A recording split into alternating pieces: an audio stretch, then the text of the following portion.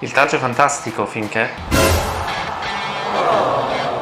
per fortuna, ci ha rivelato Medical Group. Parliamo di orienteering. Siamo in collegamento con Gabriele Viale, General Manager EOC 2023. Innanzitutto, salve, grazie per aver accettato il nostro invito. Un saluto a tutti voi. Grazie a voi. Allora, grazie a lei naturalmente. Allora, nella mattinata di lunedì, nella tarda mattinata, per meglio dire, di lunedì 25 settembre, a Palazzo Ferrofini a Venezia, sono stati presentati gli European Orienteering Championship del 2023. Innanzitutto, la scelta di Venezia per presentare questi importanti campionati. Venezia ovviamente è la città più rappresentativa, oltre che il nostro capoluogo di regione, per cui non potevamo non scegliere una location così prestigiosa, anche perché la regione è il nostro main partner, grazie alla presidenza del Consiglio regionale nella figura di Roberto Ciambetti, e per cui anche per diciamo, dare giusta rappresentanza alle 2 province, Verona e Vicenza, e ai 10 comuni che sono partner istituzionali di questo colossal organizzativo dall'1 all'8 ottobre 2023. Ci sarà per la prima volta in Italia la partecipazione di 2000 orientisti. Sì, è un evento, la partecipazione è complessiva tra atleti che competeranno per il titolo europeo e le finali di Coppa del Mondo, e le gare, diciamo, riservate agli appassionati, ai master, a chi non può comunque gareggiare a livello agonistico. Movimentiamo circa 2000 presenze giornaliere per 10 giorni, vuol dire significa un 20.000 presenze turistiche, quindi una ricaduta anche economica significativa sul nostro territorio. Abbiamo strutturato un programma di 8-9 giorni dove, al di là delle gare di Soave, Verona e Vicenza, che saranno il clou da un punto di vista agonistico, abbiamo inserito delle gare appunto che noi definiamo promozionali, aperte agli appassionati internazionali, dove andremo a valorizzare le eccellenze territoriali, daremo più valore al territorio, alla nostra enogastronomia. Partiremo da Malcesine il 1° di ottobre, per poi proseguire il 2 a Torri del Beneco, che sarà anche sede della cerimonia di apertura. Il 3 mattina saremo a Lazise, un centro storico bellissimo, anche quello di Lazise. Al pomeriggio faremo un passaggio nel parco di natura viva, che è un altro elemento caratterizzante del territorio. Il 4 mattina gli appassionati del tour gareggeranno a Borgo Venezia, Borgo Santa Croce, vicino alla Facoltà di Scienze Motorie di Verona, così nel pomeriggio potranno vedere la finale sprint del centro storico cittadino di Verona. Il 5 saremo a Prada, alle pendici del Baldo, tra i comuni di Brenzone e San Zeno di Montagna, proprio perché salendo con la funivia sarà possibile anche ammirare dall'alto il lago di Garda, quindi una vista straordinaria. Offriremo anche questa opportunità.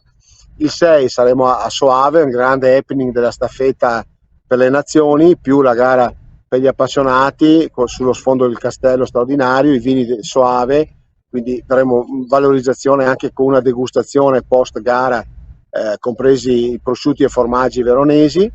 Il 7 saremo sui Colli Berci, e più precisamente tra Lonte e Villaga, e poi il gran finale il giorno 8 con le qualificazioni a Creazzo, la gara promozionale al Parco Querini in onore di Querini, e il gran finale domenica pomeriggio a Vicenza in centro storico.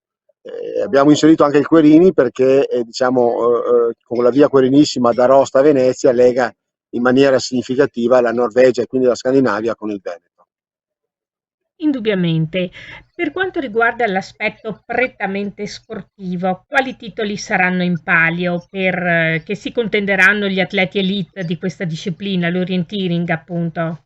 Allora saranno 3 specialità che assegneranno titolo: la sprint individuale a Verona centro storico, quindi gli atleti partono a intervalli di 1 minuto l'uno dall'altro, e vince ovviamente chi realizza il miglior tempo nel trovare tutti i punti di controllo.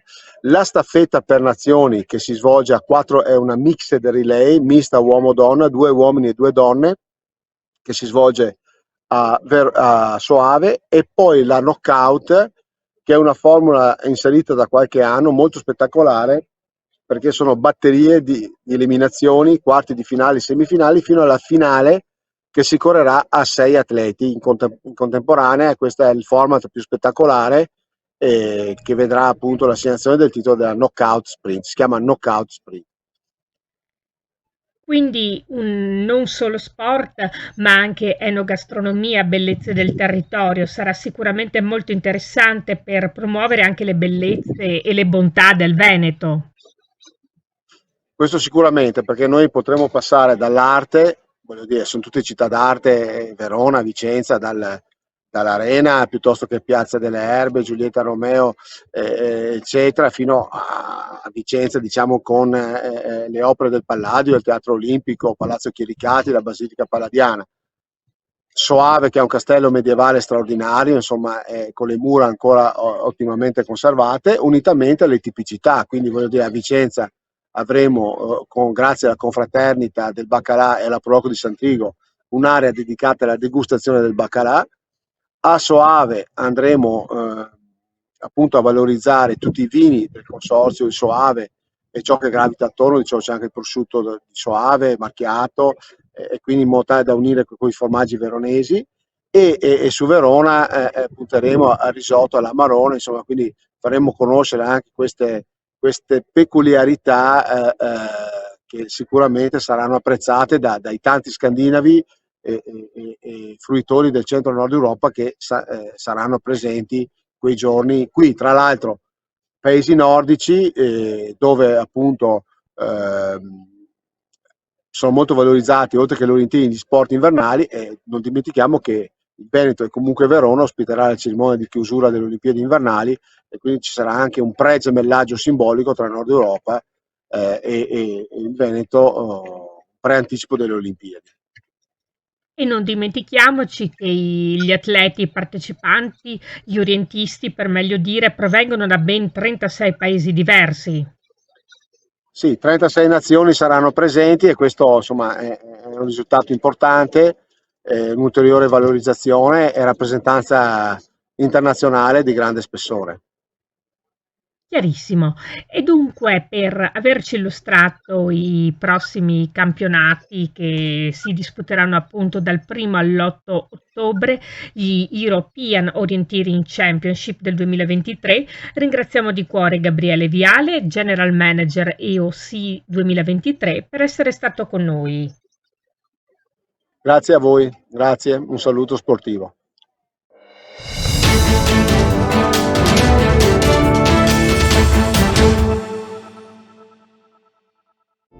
Massoterapia, il potere delle mani, un benessere profondo. Prenotala da Rebellato Medical Group.